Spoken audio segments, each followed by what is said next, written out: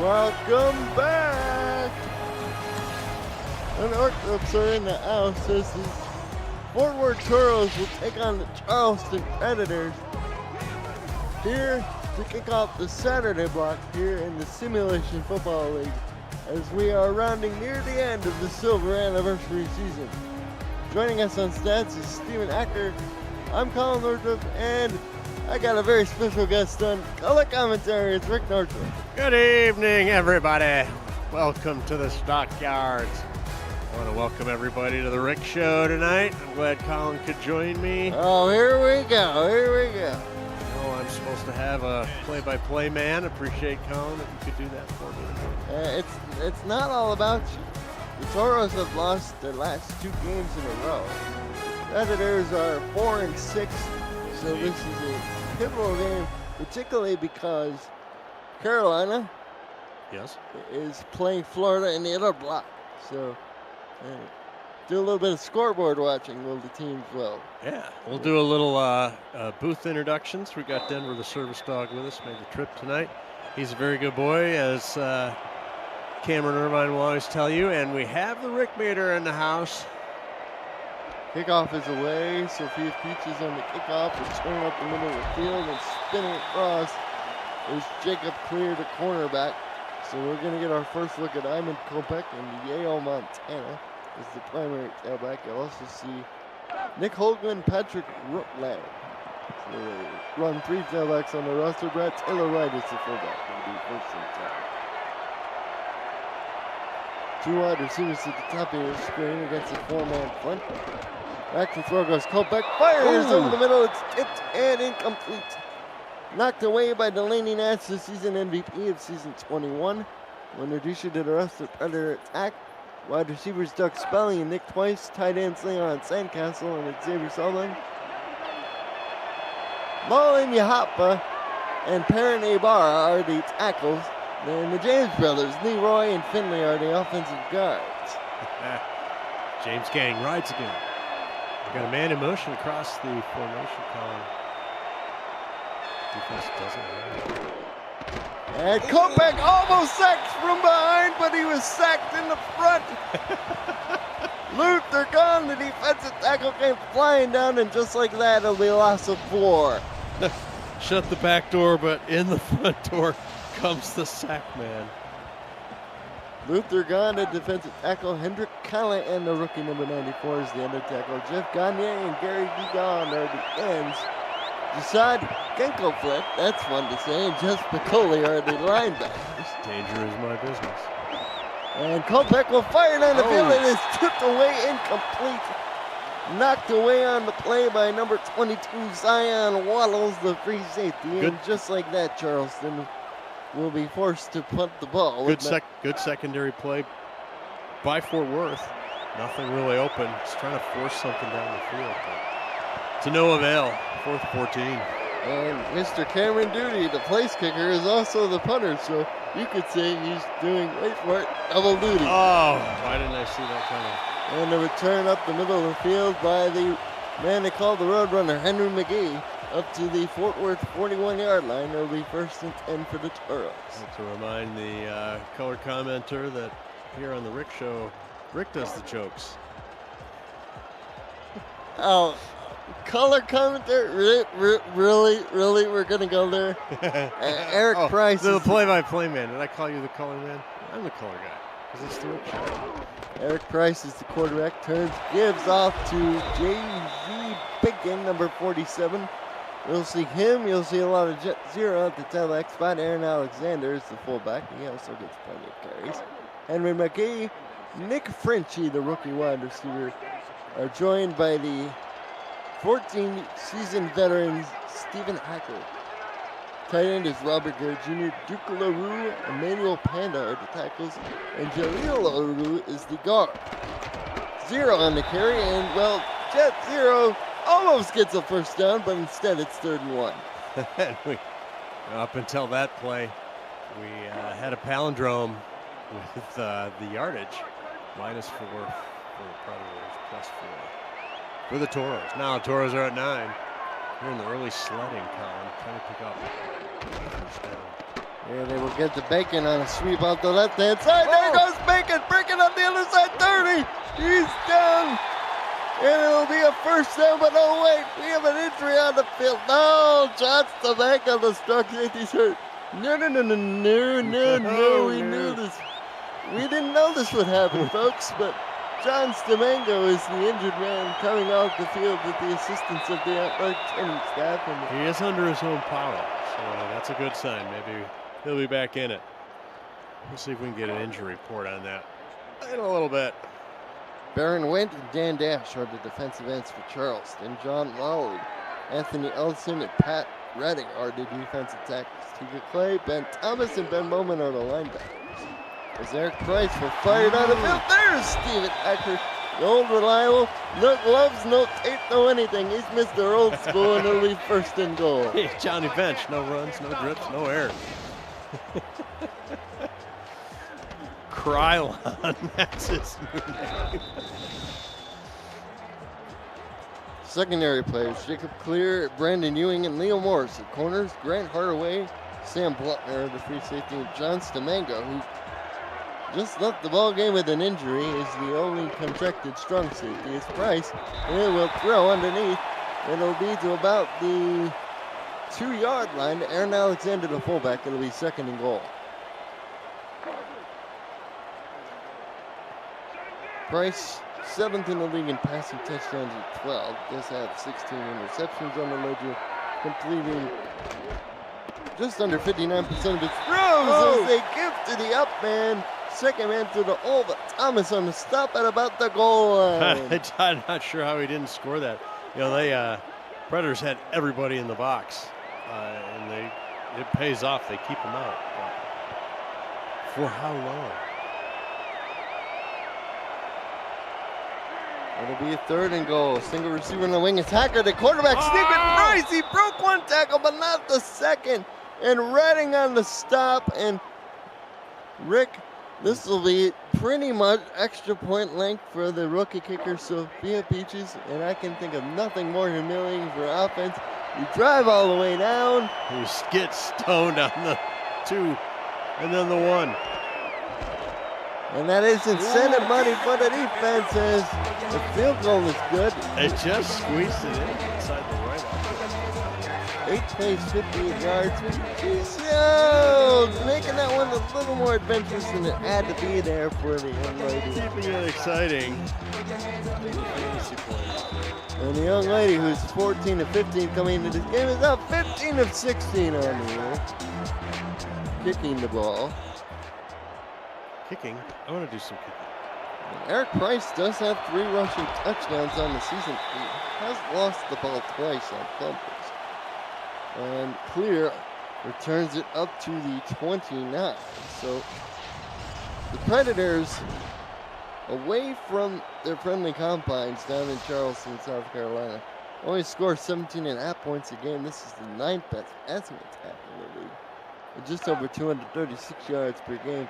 They're going up against the Fort Worth defense that allows the 4th fewest passing yards at 193, so strength on strength. But the Toros have a +6 turnover differential and 24 takeaways. Wow. Lead the league in both of those categories. That's crazy. Predators -13 turnover differential. I'll improve that if you want to keep on winning. That's a good start, though. It'll pick up 5 for Montana. It'll be second and 5. Yeah, you know, you can't, it's always emphasized, but it's emphasized for a reason, that turnover differential and the plus and ups and the takeaways. Take them aways. They're going to spell, you know, victory or doom for a team. This is the 7th meeting between these teams as the run to Rutledge will set up a 3rd and 1 situation. The previous times they met in the regular season, Fort Worth has won all of the home games. And in fact, they are the last team in this series of games to win on the road. Oh, wow. Interesting. So a bit of an uphill mountain for the Predators to climb, although it's 3rd and 1.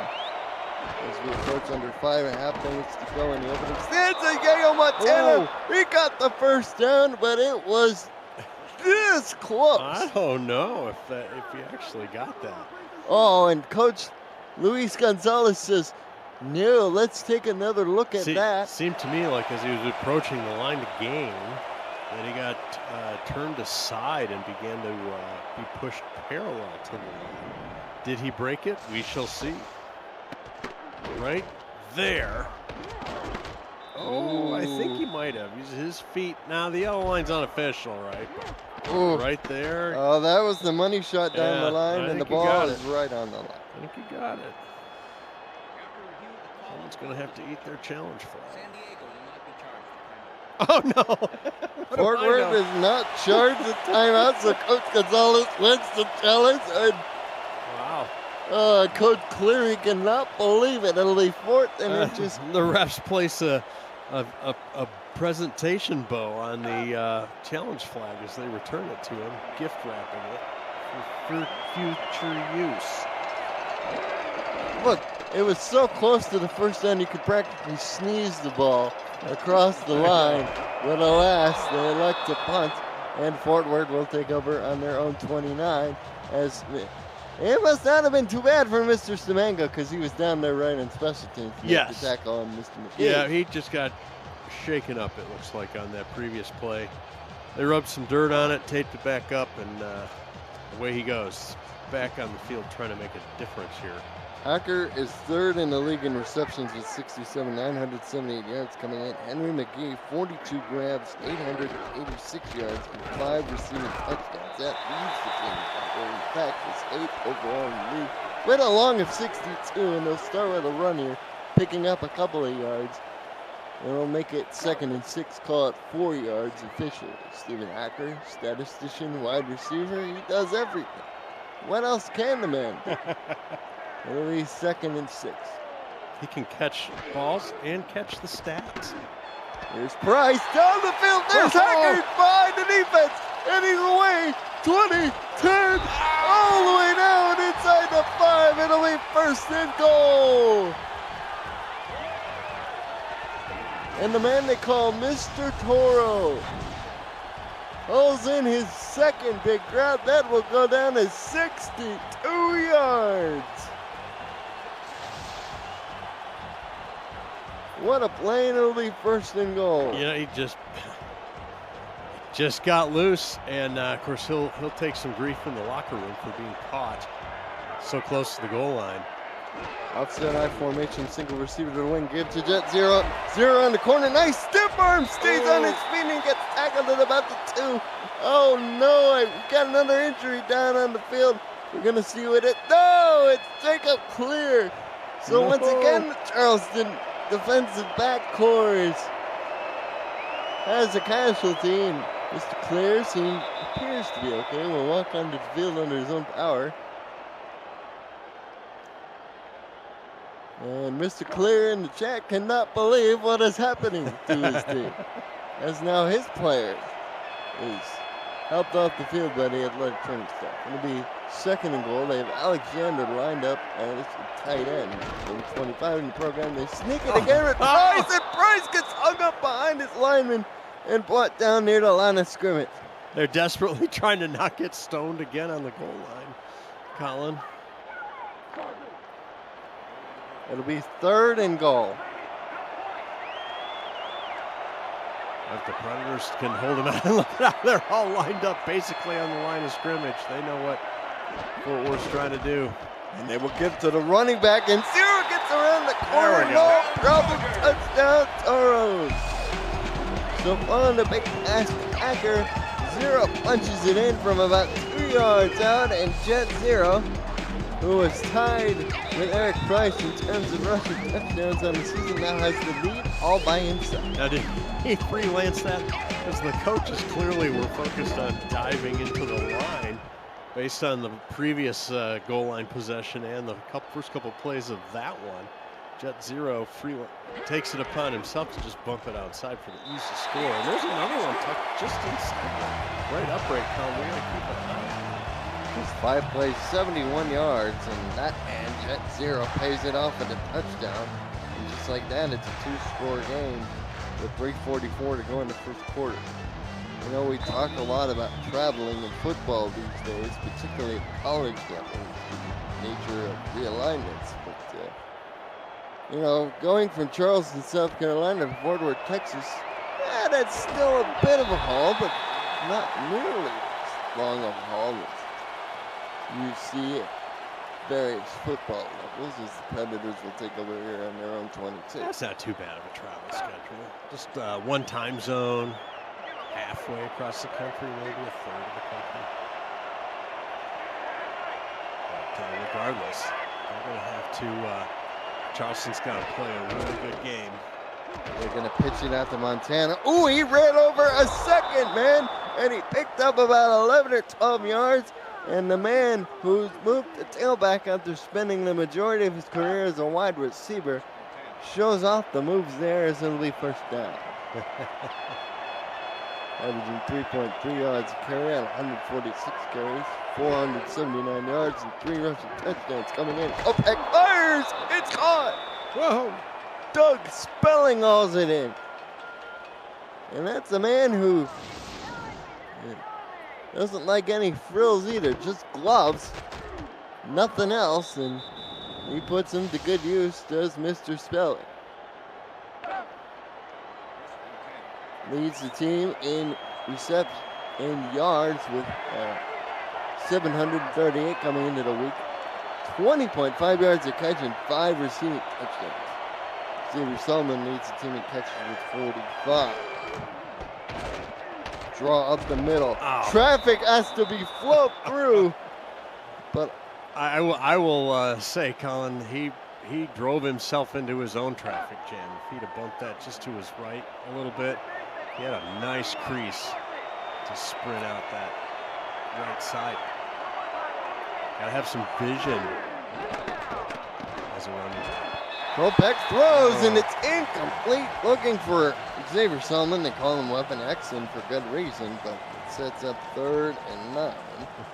Corners for Fort Worth: Tavares Gordon, Adam Leach, Aiden Davis. Free safeties are Zion Waddles, number 22, mentioned, along with number 21, Ben Stone. Ben Charles is the other strong safety, along with Delaney Nash. Oh, pump fake. Kopech, into double coverage, and that wasn't helpful as Mr. Waddles knocks it away again. Nice pump fake, and then he proceeds to throw it into triple coverage. I'm not sure. I'm not sure. Just not sure, guys. And Cameron Duty back on for another punt. Failing to cross the midfield stripe. It forced to punt. was their deepest penetration as far as offensive yards go, but they're still stuck. 31 total yards to 129 for the opposition. You got to decrease the delta, to coin the phrase. That's right. The gap between you and the opposition is priced. On the Rick Meter staff, always watching intently, but not much to cockajigolate here on this one.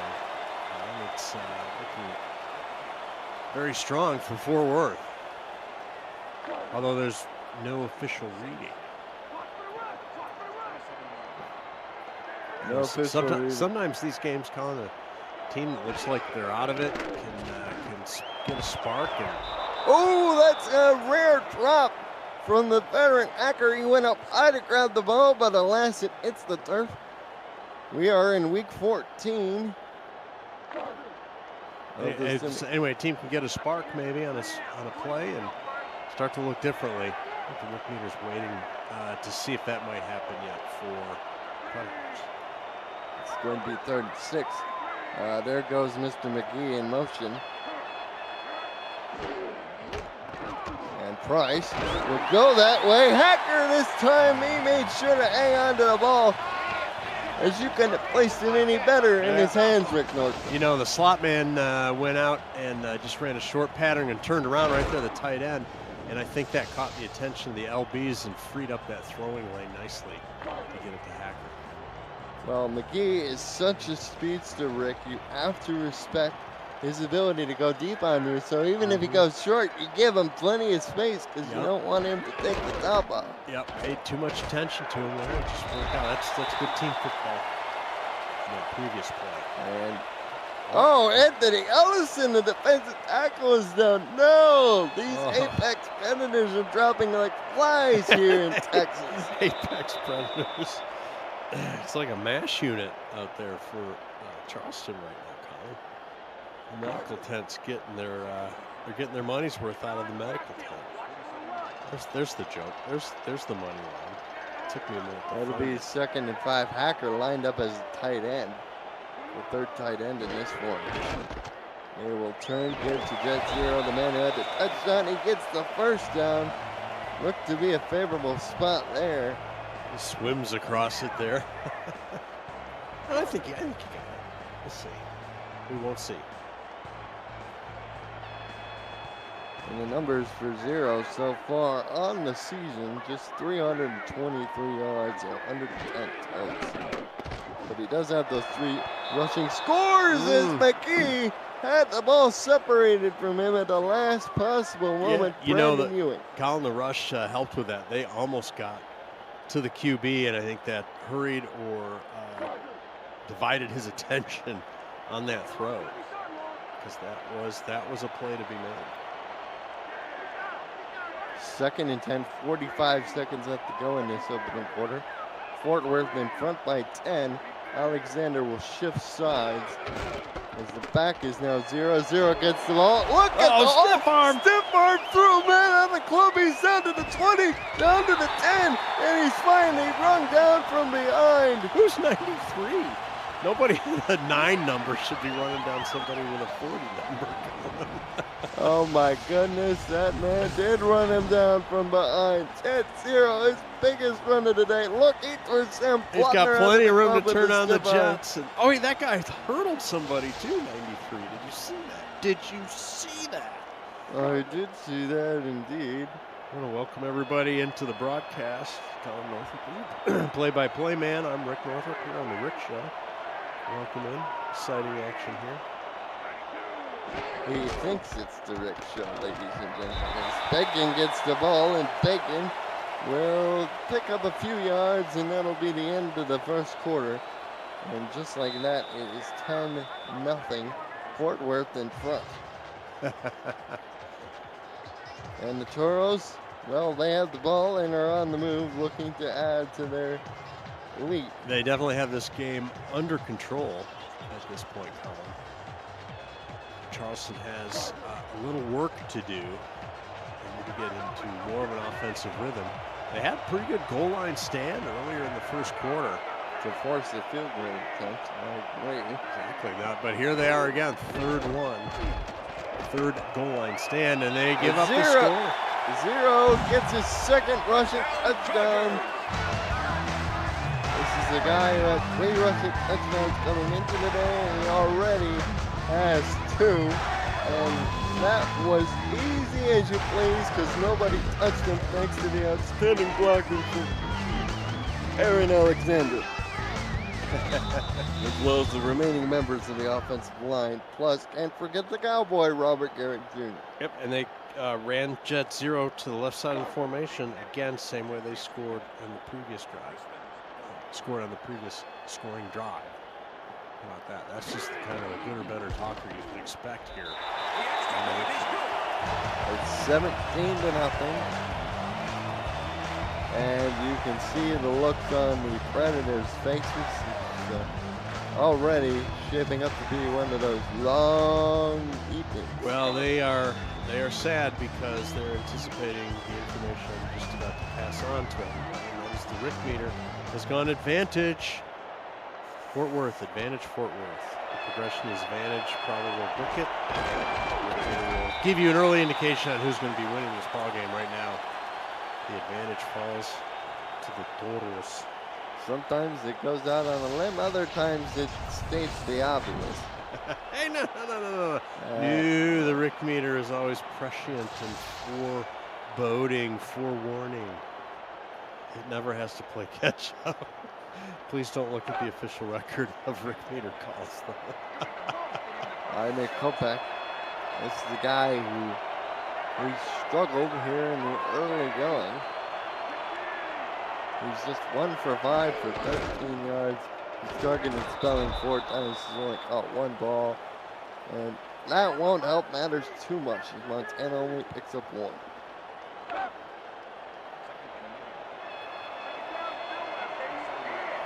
Let's see if Predators can get in a rhythm and get some progress here. Blitz coming, and Kopech goes down in an 8. They set the kitchen sink at Kopech, and he's injured. Oh, no! No, don't shout in the microphone. You're going to make my ears bleed. Yeah, maybe that's true. Oh well. Kopech, he got knocked on his head, and just like that, it's 3rd and 14. Yikes. Ben Charves is credited with the sack from his strong safety. And so the backup is in, Dave Ragon. And he'll just dump this off to Montana. The former wide receiver does his best he can with the ball, but Delaney Nash brings him down. It'll be 4th and 6. And they have to punt again, Rick Nordell, but considering what just happened on the 2nd down play, that is the least of it. And hopefully QB1 can get back in next time they have possession. Even Denver's a little antsy here for the Predators. And McGee on the return breaks about 3 tackles, but he finally gets wrapped up at his own 43. Stephen Acker, our statistician, is with us in the booth along with Cameron Irvine. He's twisting the dials, and making magic happen. McGee back at the league headquarters in supercalifragilisticexpialidocious, Louisiana. Oh, you said Nacogdoches right. After you got over. Oh, no. I'd make a mistake every once in a while. A mistake? No, you did great. I'm sure Cam's happy you finally said it right, even after all those other syllables. Run up the middle by Bacon will pick up about 8 yards. And making Bacon right here. Boom, just running over taking play.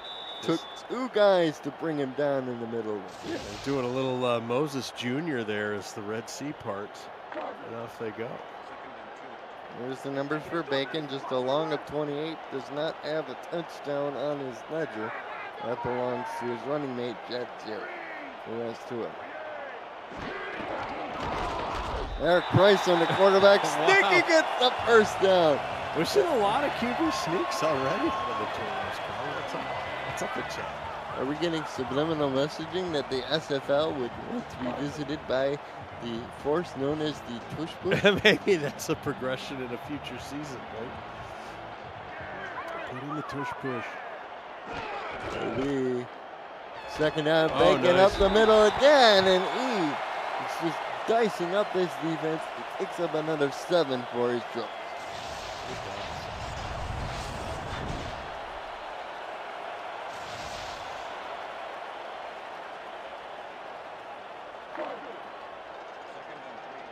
This will be 2nd and 3.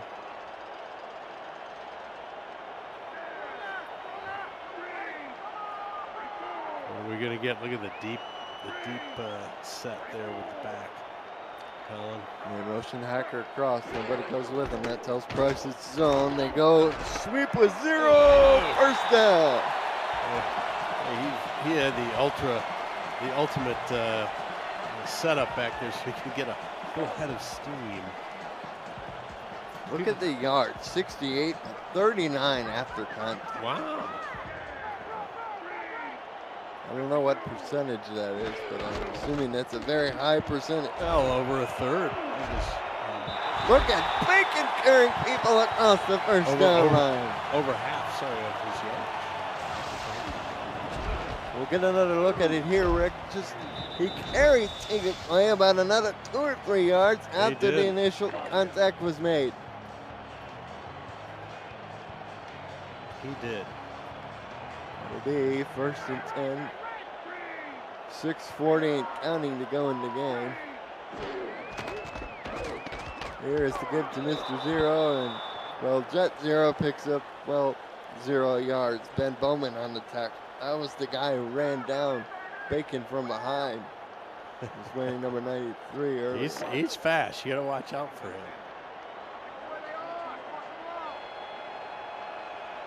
We have a 2nd and 10 as we're approaching now under 6 to go. Toros in complete control, up 17-0. With the Bacon once again, he picks up 3 yards. Like this video. I'll say it again. Like the video.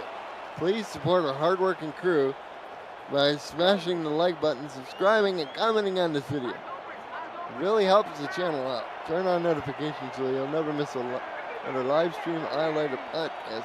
Thank you for your support of the Virtual Football Network and the SFL. Oh, one-handed catch by Acker. He just snagged it out of the air like it was a Venus flytrap going after a bug. That's a 1st and goal. Hacker makes these things look easy. Oh my goodness. And he does it with no gloves. No, yeah, you pointed that out. He is old school. He's up over 100 yards now. So well, you know, he moisturizes every day, so he's got those soft hands. That's the 9th first down gained by the Toros. They're up to 258. As Zero goes around the corner, and he matches his season total in the first half with 3, count of 3 rushing touchdowns. Oh my goodness. This time Zero mixes it up and goes around the right side of the formation. Look, no defender over on that side. They were just completely wiped out by the massive blue shirts. You know, maybe that first goal line stand where they ran into the line all constantly and ended up having to settle in quotation marks for a field goal was serviceable or served their purposes, right, Colin? Because now they're packing the interior, and the Toros just run around them to the left or the right. Line plays 57 yards. Now this is in from the Rick meter. They've seen enough to go to probable Fort Worth forward. Incredibly, just in the 2nd quarter, and they've gone probable on the team. Doesn't happen very often. 3 minutes and 38 seconds taken off the clock on that drive. And for the Predators. Hill that is starting to get pretty steep in terms of the vertical ascent is now turned into a mountain. Yeah, it's they've got a rock face wall here. All of a sudden, they've got to climb. But you know what? It starts play by play. They drive together. Put some points on the board. Let's go. They've got to execute. That's the big thing. And the backup is still in the game. Is spelling will motion across. It's man coverage. Davis will follow him. Do we know who the backup is? They're gone. Who throws? It's caught over the middle. Actually, no, that's actually Steve McNair. Actually, Steve McNair. We actually found an open receiver or something. What's his name? QB1. Ivan Kopa. Yeah, couldn't seem to do. Very few easy completions. Solomon the man in motion. Give to Oakland, and it's a 1st down. It's a 1st down. No, that's Rutledge. Beg your pardon. That's only the 3rd first. Rudlang. It's only the 3rd first down they've gained this entire ball game. Well, let's see what they can do with this series of basketball. And they'll pitch it out as they spread with 3 wide, and Montana will get wrapped up after a gain of 2. See, to my eye, Montana could have made a cut earlier and maybe gotten a few more yards. You know, just saying. There might be some vision issues in the RB room for the Predators. 3 wide, offset back. Taylor Wright now shifts sides. And they will run the opposite way. There you go. That's a nice. And that is Hoagland, number 40 in your program, to set up at 3rd and 2. It's a nice pickup. 3rd and manageable. They're ahead of schedule. Now let's see. Okay. So I hate it when OCs get too clever. Just need a good run, a well-executed run. Here we go. And they went to Montana, and he was stopped by Delaney Nash. Or a poorly executed run play. Kill your drive. And Mr. Duty. You know, one of those sprint draws or delayed draws. You know, old-fashioned Packer sweep. Just need a couple. Kick was away. Fielded around the 20 by McGrew. Get tackled at the 24. Minimal gain on the return. And the Toros have the ball once again.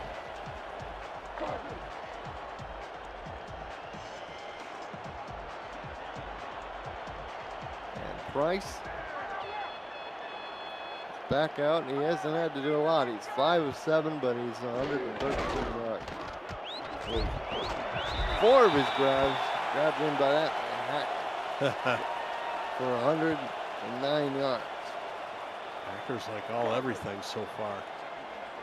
Here's Bacon up the middle again. He's up to 79 yards on 11 touches the ball. 7.2 yards a carry, 7.5 yards a carry. Throw to Acker again, first down. Throwing out of the power I with a short drop, Colin, and a quick release. I like that. That was cool.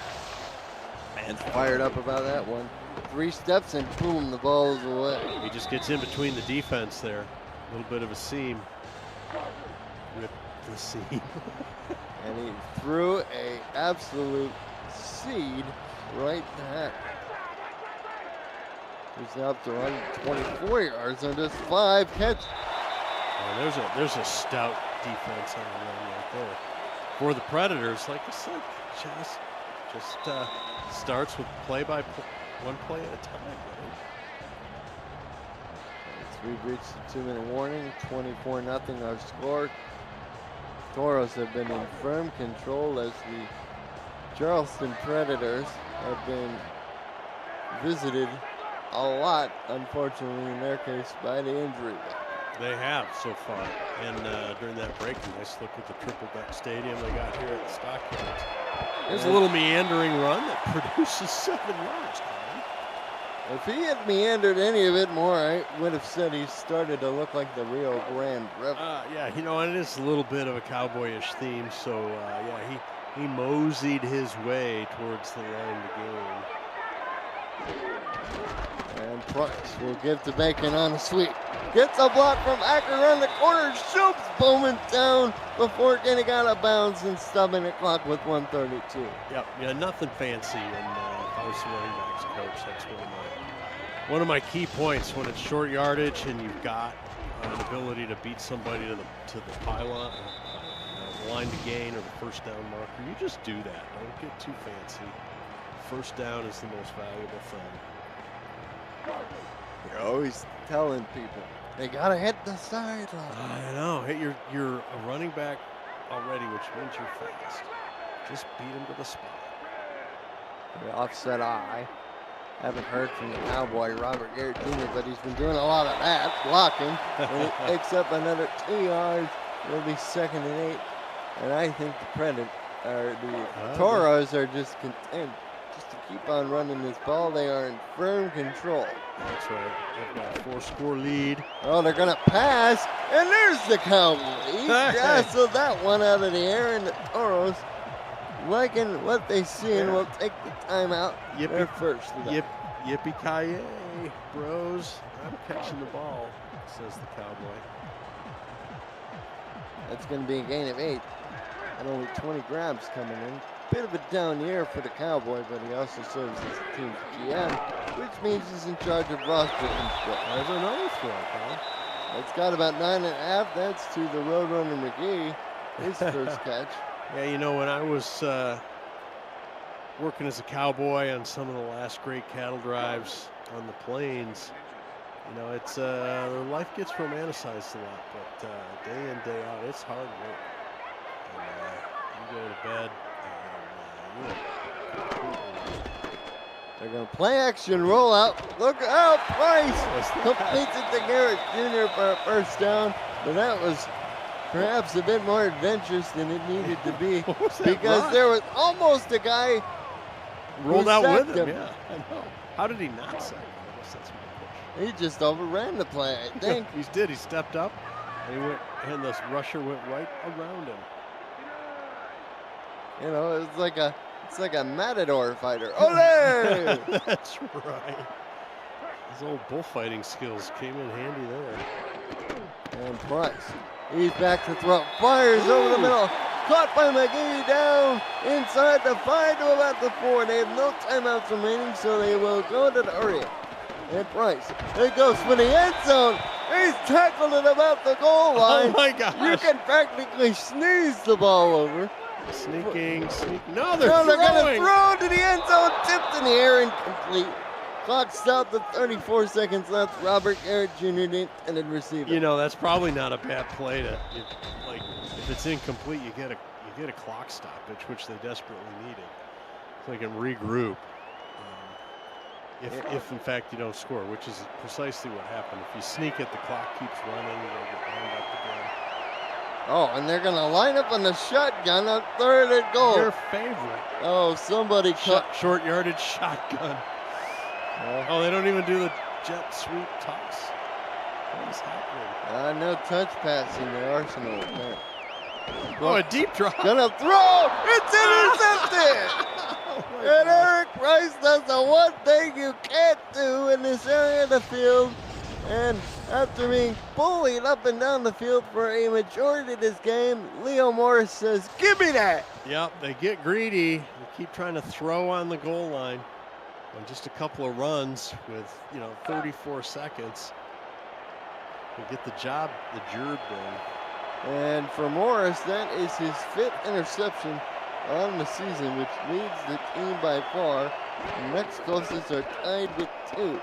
As McNair back to throw, fires over the middle, caught by Doug Spelling, and up over the first down line is Mr. Spelling. Now the Predators aren't going to score here.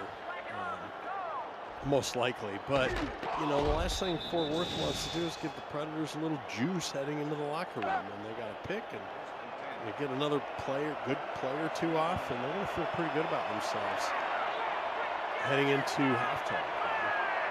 And they're going to they don't have to snap it, but they do. McNair fires and it's intercepted. They get a pick too. Ben Stone grabs it. His 5th interception on the season. That's 3rd most on the team. Nash has 6, and Gordon actually has 5. So he moves into a tie for 2nd. And that's the end of a very dominating first half by the Fort Worth Toros. They're up 24. And I'm handed this note from the Rick Meter staff. They were very amused by the last 35 seconds of play in that 2nd quarter. And we're gonna take a look at some of the key things here. We're gonna get an injury update on all those guys. Obeck was 1 of 5. The defense did get a turnover, but anytime you see your kicker and punter a lot, things aren't necessarily going your way. And the Rick Meter is probable. Fort Worth here heading out of half. Net 0 play at a half. Had 3 touchdowns. And just 11 toasted at all. The only man to outplay Stephen Hacker's statistics there. And we're going to get a look at the injury here. We have, a fractured leg for Anthony Ellison. Ooh. Domingo had a hyperextended shoulder and a sprained wrist for Kopech. So a probable and a definite out. We did see Domingo back in the game, so the shoulder must not be as bad as initially thought. Or he can play with pain. He's just a tough customer. Tough customer. As they That's say. right. You know, when I was on the cattle drives in the Old West, I met a lot of tough customers. On the return, up the middle, get tackled at the 29. That's Nick Fritchie, rookie wide receiver number 86 in your program. Fritchie. Right. Fritchie Fritch. Being back there on special teams.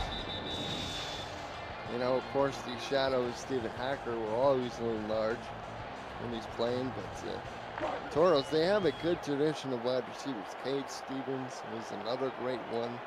He was E.K. Vincent's best friend, aka Eric Vincent. Eric Vincent, yes. So he was 1st and 10 from the 24, Bacon up the middle, and Bacon was getting about 2 yards. And to the play, adds yet another tackle.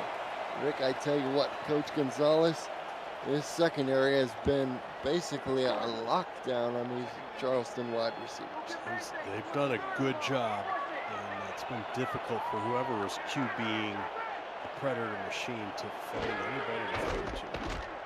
Run for Bacon, broken tackle. Ooh, he wasn't able to get very far once he broke the initial tackle because Sam Buckner was right there. Yeah, I think that DN rushing into the backfield interrupted his flow and progress enough to allow the cavalry to come in and make the stop.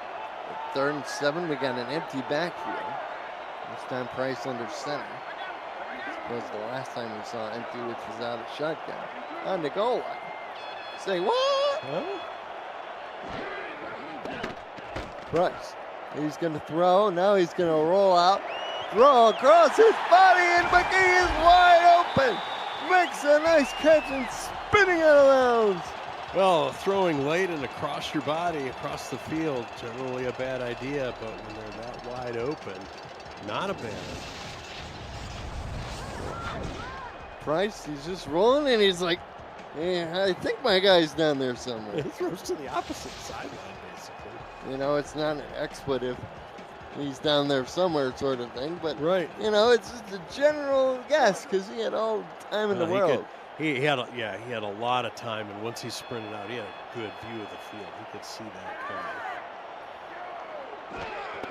Have a 1st and 10, give up the middle to Bacon, and Mr. Bacon, well, he picks up about 11 yards. Oh, I think that little sort of odd alignment and handoff. Watch this again here. They didn't show it. I think that really crossed up the D line because they basically vacated the space through which he ran. Bacon now up over 100 yards. He's sitting at 102. 48 total plays to 26 for Charleston. This will be play number 49.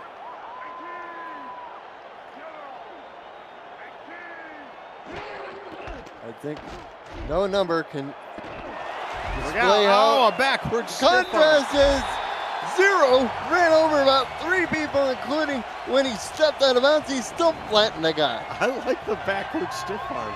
Yeah, you think you're chasing me? I'll turn around and shove you down. Oh my gosh! Boop.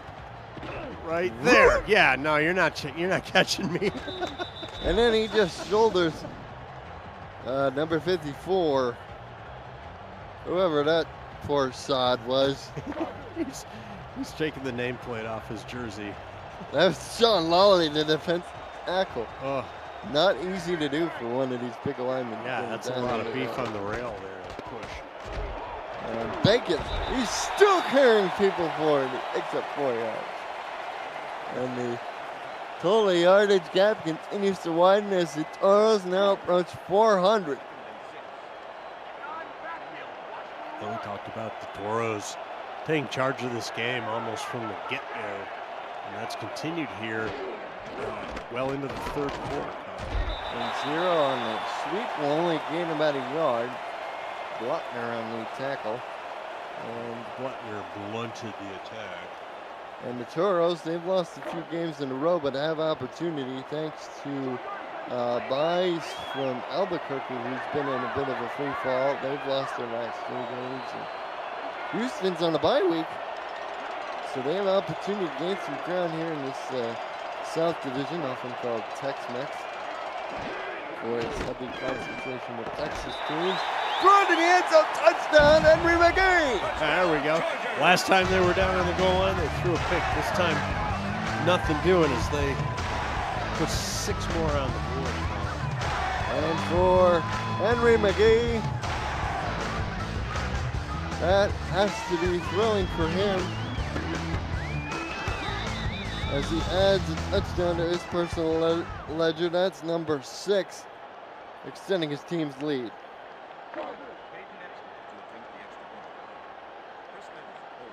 And the Toros break 420 yards on that drive, Cole. As we wait on the 31st point to be scored again, just inside. It's still good. 8 plays, 71 yards, 3 minutes and 17 seconds taken off the clock. And you see a lot of long faces there on the visiting sideline. Yeah, and you know what else is long still? The rest of this game. The Predators gotta get it in gear here, and at least need to break the ice. They're being shut out so far. Those Toros. Back here. He's tackled at the 22.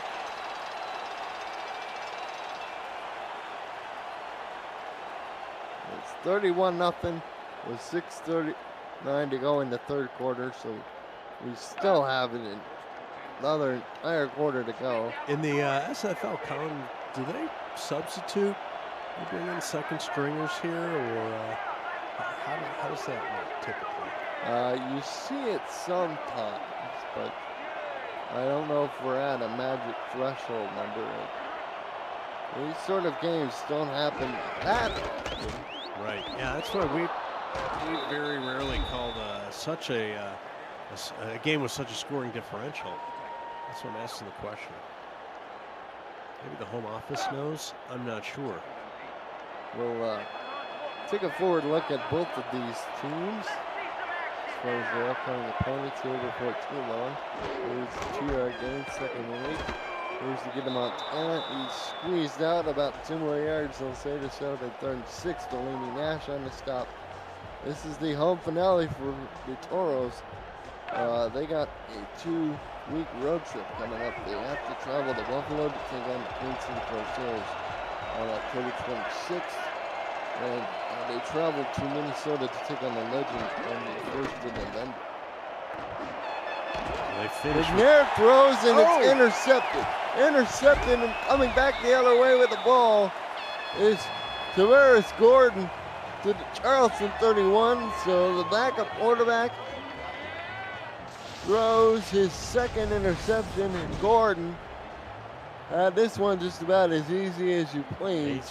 He saw that coming, stepped in front of the receiver, and off he goes.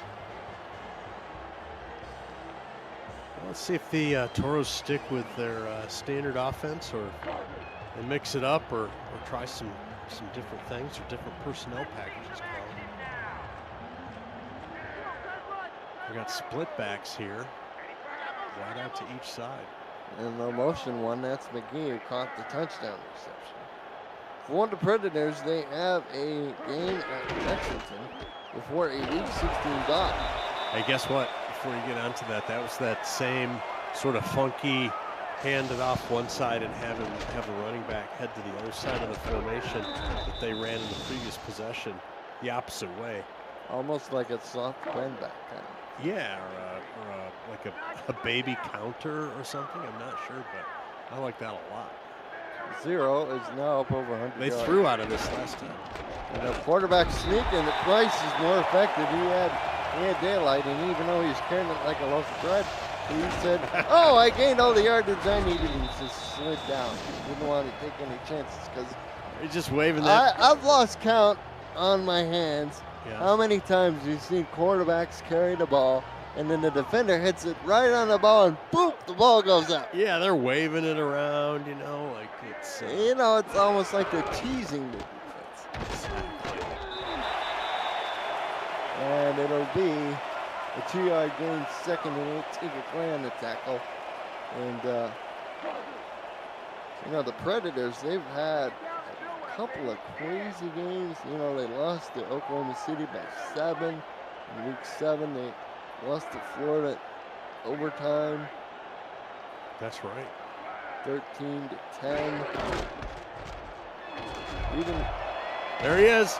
And the run up the middle on that first and goal. Bacon, he says, oh, I could almost smell that end zone. He tried to get there on his own, but was stopped about 3 yards short before he could get there. I think the OC and the O-line have figured out something here. And, of course, the Predator defense has been on the field a lot, having to withstand a 430-yard total offensive day so far for the Toros, Colin. And with 4, approaching under 4 to go in the third, Toros try to go for the knockout punch, and they might have gotten it.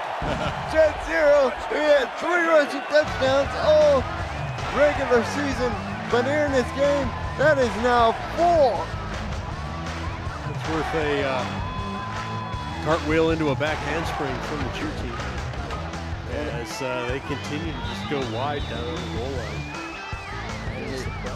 Offensive line, fullbacks, tight ends, they're all epitomizing this one word I'm about to say. Yes. Smash.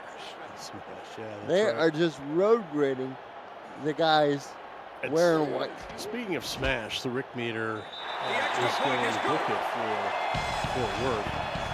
Again, sarcastically sticking their neck out here. 38-0 blowout late in the first quarter. The Rick meter is telling you Fort Worth will win this one. Predators, of course, looking to prove the Rick meter wrong. Please give it a shot. And clear from about the 2 up the middle. Will get tackled at the 29.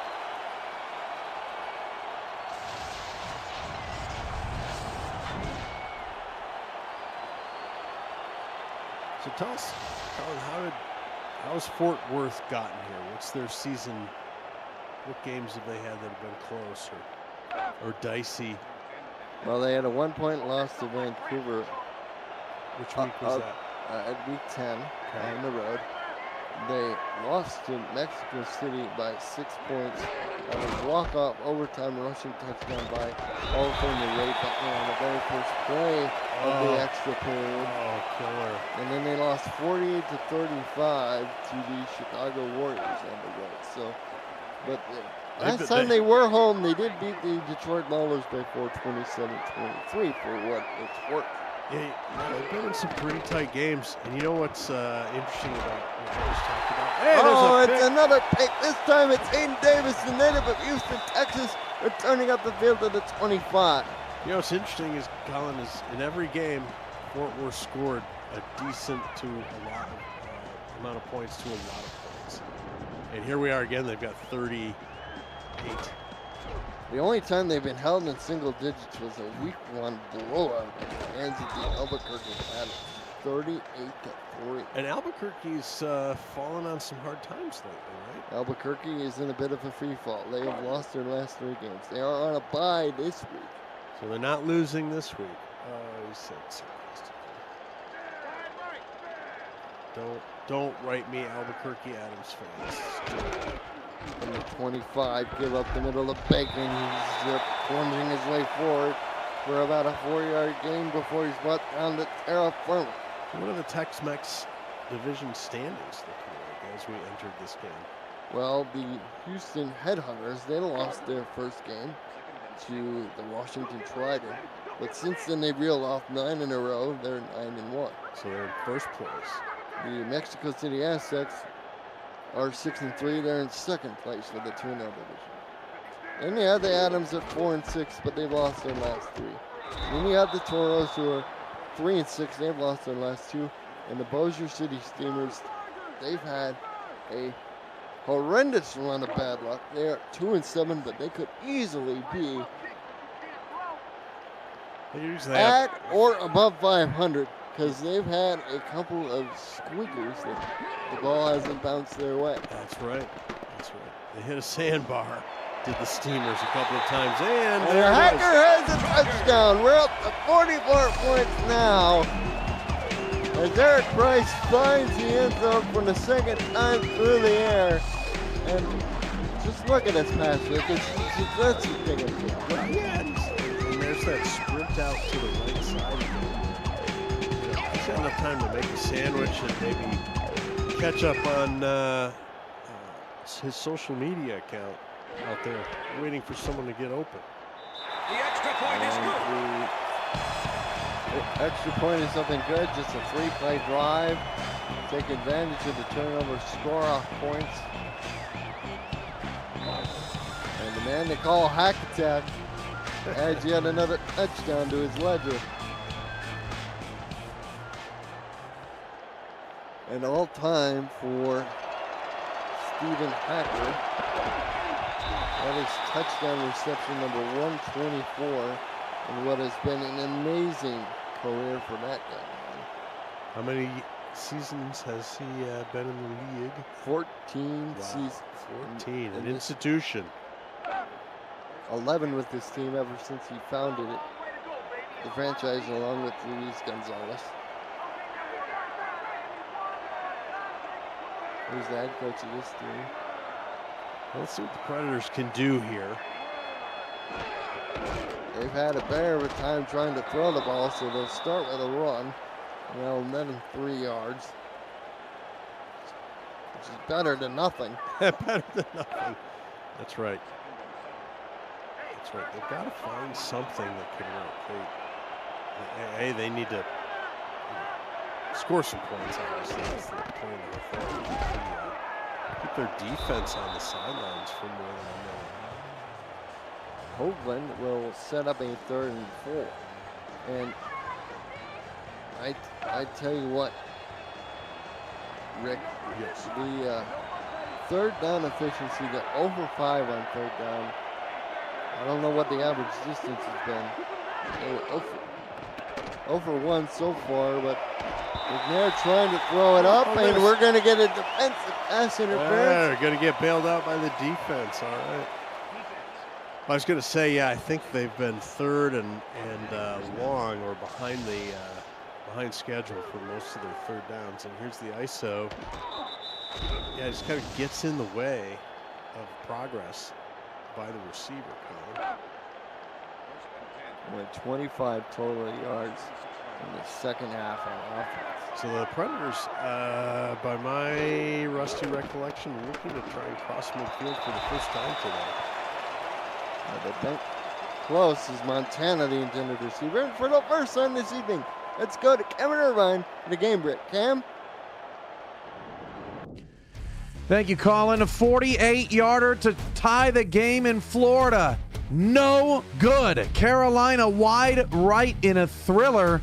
Unfortunately for Charleston, their day gets worse because now Florida leads the division at 5-5. 16-13 the final. Back to you. Oh, man. Wide right. Had the opportunity. That's a tough one. And the throw into double coverage nearly complete, but alas, the ball hits the turf. And just like that, we're at 3rd and 10, Rick. And don't forget, this is the backup QB for the Predators, right? Uh-huh. So, hasn't gotten a lot of reps. Probably has had more reps in this game than it gets typically with the first team in any week of practice. He's going to scramble up the middle. And they do cross midfield, but it's sort of a moot point as it'll be 4th and 4. All right. Pyrrhic victory. Look that one up, ladies and gentlemen. Pyrrhic victory for the Preds. But, the generic QB started off pretty good. He was finding some open receivers, and they were having a little bit of success. But he's thrown 2 interceptions. And, just to be behind the sticks like that with your starting quarterback who you pay actual dollars and cents to is hard enough. But if you pay a guy for pay a guy peanuts. Well, I should say he's your backup for a reason, right? It's not as good as the starter. So it's a tall order, especially being this far behind the 8 ball. But let's see what your Fort Worth Toros can do here. Price up to 196, throwing at 13 of 17. And this run game has just been feasting. Bacon adds more to his ledger. He's now unofficially up to 134. The run game is getting better and better as the game wears on. Again, because that Predator D line has been out there for a long time today so far. Many, many snaps. Many snaps indeed. And they're getting pushed around pretty good, unfortunately, for the Predator fans. And 0 up to 107 yards before that play. He's got 4 touchdowns. He had 3 coming into the and that is mercifully the end of the third. Still a quarter to go. 45-0. Fort Worth in front. You're watching the Simulation Football League here on the Virtual Football Network. Calvin Northrop and Rick Northrop here in the broadcast booth with you. Yes, sir. One man, stats man, Stephen Hacker. Keeping track of all the facts and figures. One man band. Kevin Irvine, executive producer, commissioner extraordinaire. Run up the middle. Bacon. Oh, they said he got the first down. He rolled over the defender and rolled himself across the line again. What do you know about that? Oh, we're getting a challenge though. Why not? You have challenges. I Why know. not use them? Yeah, let's stop the clock. Take a look at this one, shall we? And the home crowd's not happy as Coach Clear elects to throw the challenge flag. Let's see what we got here. Ooh, Oh, he's not down. he's And not- his bottom is down right on the line to gain because his knee didn't touch right there, in Yeah. my opinion. No, his knee didn't touch. He rolled right over Khalil Thomas. After review, the call on the field is overturned. Atlanta will not be charged with a timeout. Third down. Charleston is not charged with a I'm timeout. going to say he's short, bringing up just a few inches away from the first down. Oh, they're going to say it's a full yard, actually. 3rd and 1. I don't know that I agree with that, but it is what it is. Thomas up to 10 tackles now. As they go offset out. Bacon the deep man. Yeah. 0 Ooh. rather. He got the first down. We're going to get anyway. another challenge flag, I bet you. That was closer than it looked, I think, initially. You're right, it did look really close. Well, in real time.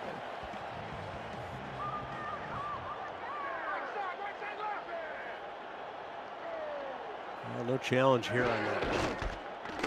There's going to be a run up the middle of the Bacon. He cuts it back over the middle, and he gets 7 yards to his personal ledger. Oh, we haven't had a vocabulary with ledger. Ledger, you've only used it like 42 times so far in the podcast. Hey, quit shaking your fist at me. Now I'm shaking it.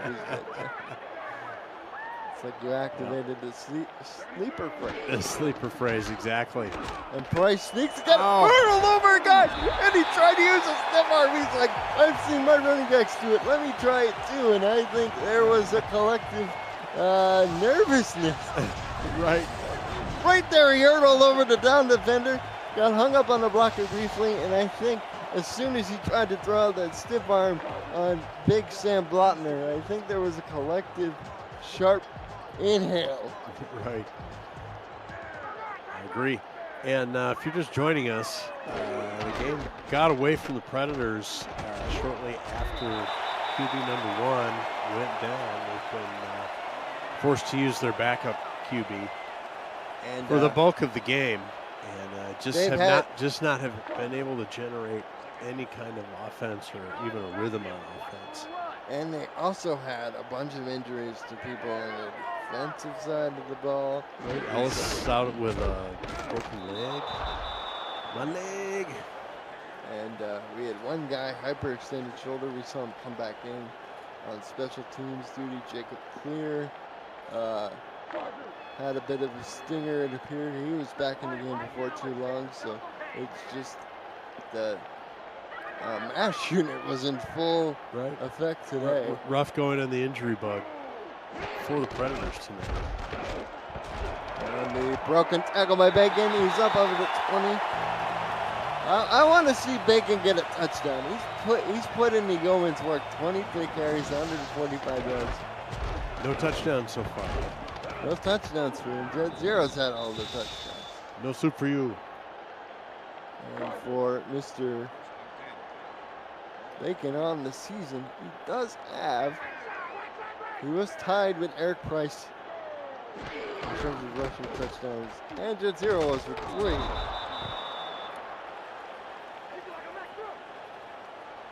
And nothing doing on that dive into the line there. Bringing up 2nd and 12. Colin. He got pushed back.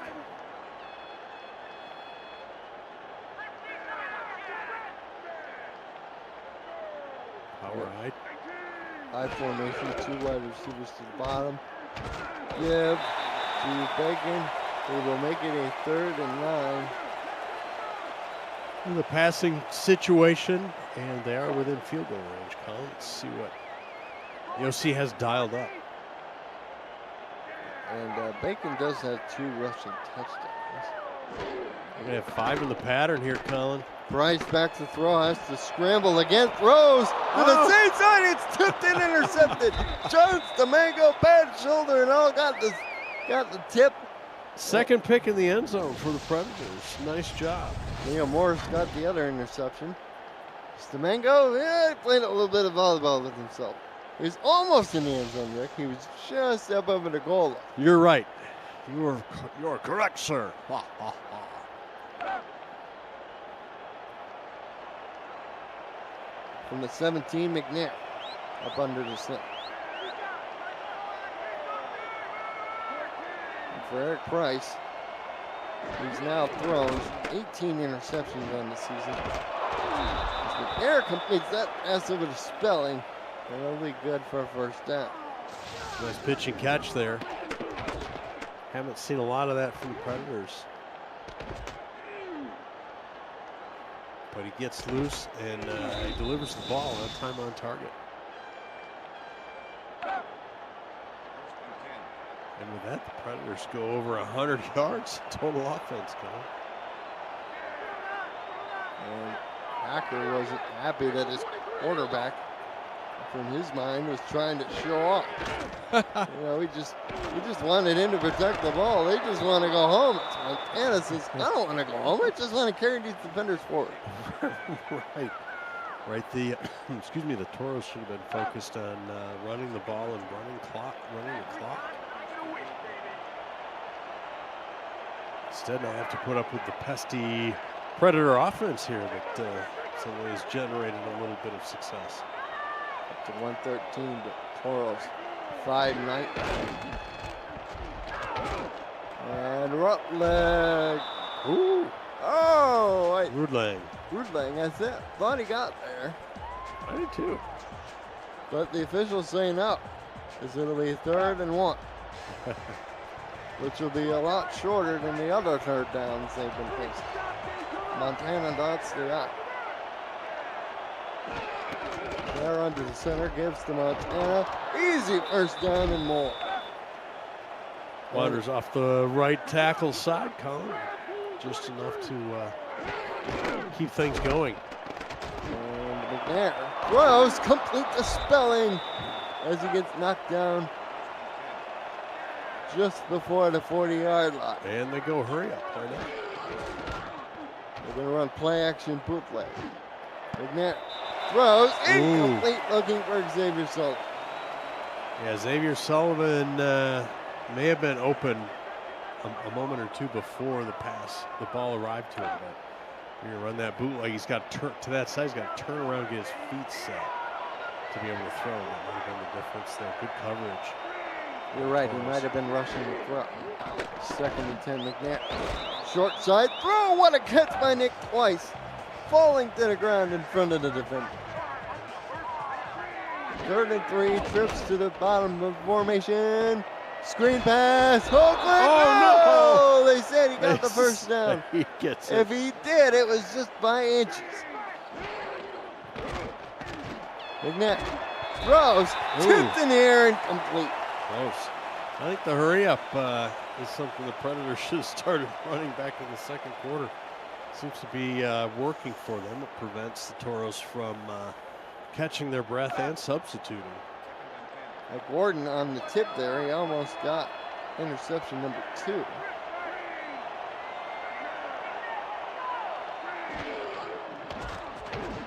There, we'll swing this out to Montana. Montana steps out of bounds. Just past the 30, it'll be 36. Picks up a few. 56. They were hoping for a little one less hat on the defender's side, from the defenders over on that side. 57 yards and 8 of 14 passing, but 2 interceptions. Kopech was 1 of 6 for 13 yards in a pick before his early exit. 3rd and 6. McNair back to throw. Same play. It again, but Montana stopped after only a pick up of 1. Delaney Nash racking up another tackle. And the fans, well, they've had plenty to cheer about today, but those particular section was excited about the tackle. Right, those 7 people love their Toros. And they're going to try the field goal to avoid getting shut out from Cameron Duty. No, it's stayed to the right side. Oh, no. He couldn't quite curl it back in all the way. And sad trombone noises is the best drive of the day. Yields nothing. I know the Toros are excited to be preserving the shutout, but feel bad for the Predators not being able to convert that one. You feel bad for any team that shut out, really. Yes.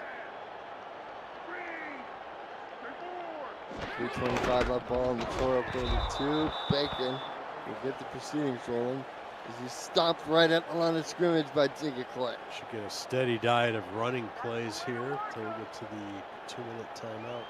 Warning, warning. 2-minute warning. Warning. Keep these things straight anymore. I want to give them different names. They're taking their time in the huddle, break the huddle. As we tick under 3 minutes to go. Toros with the same formation.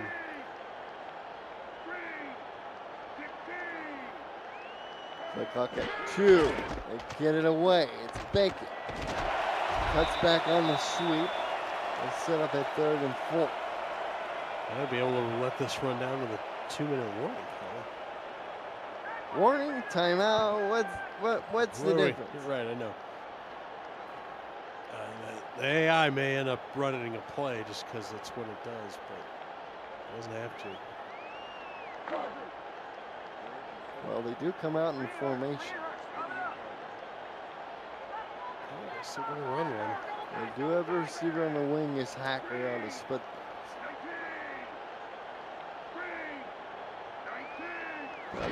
Second ahead, they just get away before the 2-minute warning, and Bacon! Didn't get the first down as Blotner had a crunching tackle. That's a heck of a tackle, basically shoved him backwards through the air.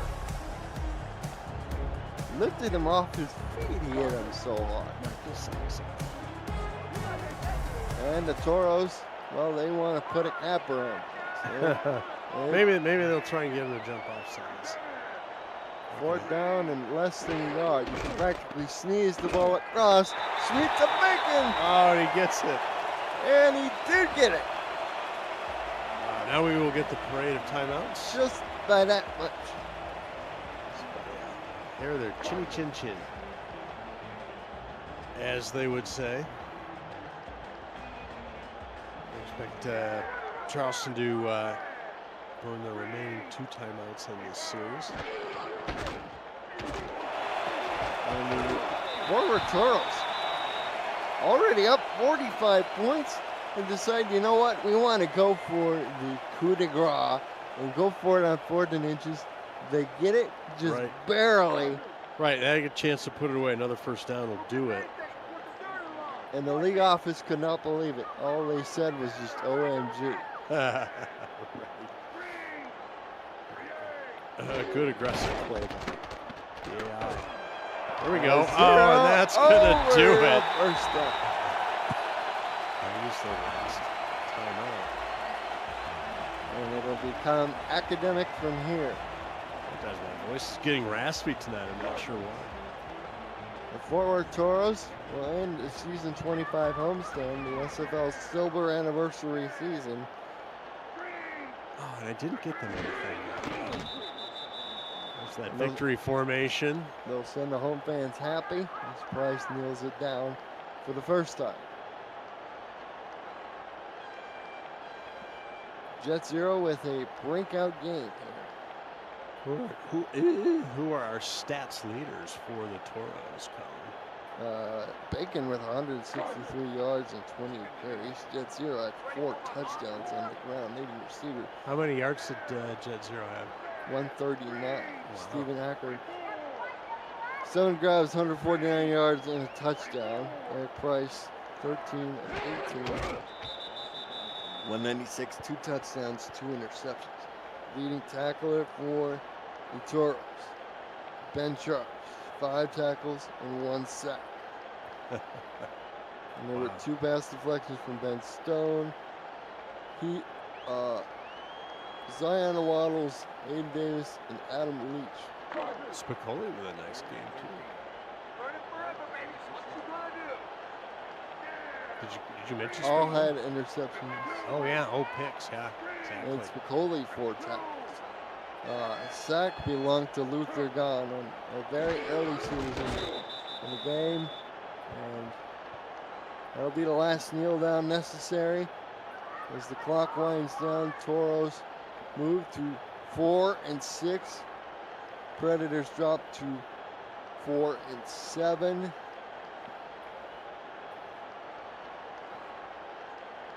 Appreciate all of you who stuck with us watching this ball game.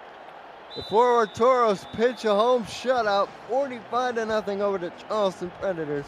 Full head coach shake hands at midfield. Rick Northrup, your thoughts on this game? Yeah, with QB1 going down for Charleston early in the game, I think that set the stage for what we've seen here, 45-0 blowout by Fort Worth. Charleston always had a bit of a hill to climb playing Fort Worth in Fort Worth, but it got worse having to put their backup quarterback in, and Fort Worth just way too much on both sides of the ball. For Charleston, Colin, those are my thoughts. Teague Clay, double-digit tackles. First downs. They don't typically tell the story, but I think it's worth noting here. 26 first downs for Fort Worth, 9 for Charleston. Charleston did have one good goal line stand, forcing a field goal attempt early in the game, but that's about it. The 21-point third quarter really did them in addition to all the injuries that we did see. Thanks once again to our statistician, Stephen Hacker, and our executive producer, Commissioner Cameron Irvine. Colin Northup, Rick Northup here. Thank you all, and good night.